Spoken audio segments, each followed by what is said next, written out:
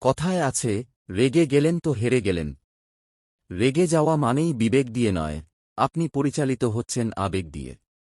আবেগের বশবর্তী হয়ে নিজের কথার ওপর নিয়ন্ত্রণ হারিয়ে ফেলেন অনেকে।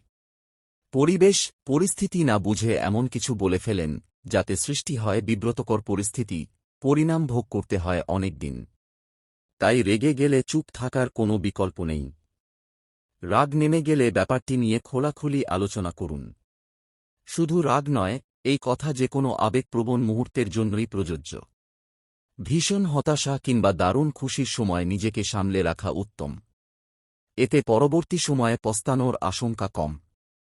কোনো বিষয়ে পরিপূর্ণ জ্ঞান না থাকলে যে কোনো আলোচনায় অংশ নেওয়ার আগে বিষয়টিতে আপনার দখল বা বোঝাপড়া আছে কিনা যাচাই করুন। কোনো বিষয়ে জানা না থাকলে সে বিষয়ে কথা না বলাই ভালো। না জেনে কোনো বিষয়ে নিজের অভিজ্ঞতা জাহির করতে গেলে হিতে বিপরীত হওয়ার আশঙ্কাই বেশি। শোকার্ত মানুষের সামনে কারও দুঃসময়ে বাড়তি কথার চেয়ে নীরব থাকাই ভালো। শোকার্ত মানুষ কারও অহেতুক কথাবার্তা শুনতে চায় না, বরং পাশে দাঁড়িয়ে তার কাঁধে হাত রাখুন। কিছুই যে বলা যাবে না, তা কিন্তু নয়। শুধু খেয়াল রাখুন, অপ্রাসঙ্গিক কথা বলে শোকার্ত মানুষকে বিরক্ত করবেন না। তার পাশে আছি, এটুকু বোঝাতে পারা অনেক বেশি গুরুত্বপূর্ণ।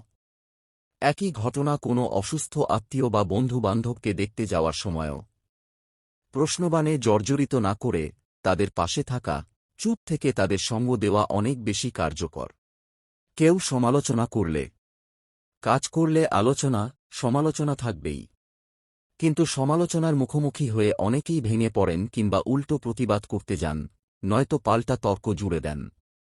পাল্টা তর্ক না করে তাঁর কথা বোঝার চেষ্টা করুন। চুপ থেকে মনোযোগ দিয়ে শুনুন। এতে আপনি যেমন আপনার ভুলগুলো বুঝতে পারবেন, সমস্যাও বাড়বে না।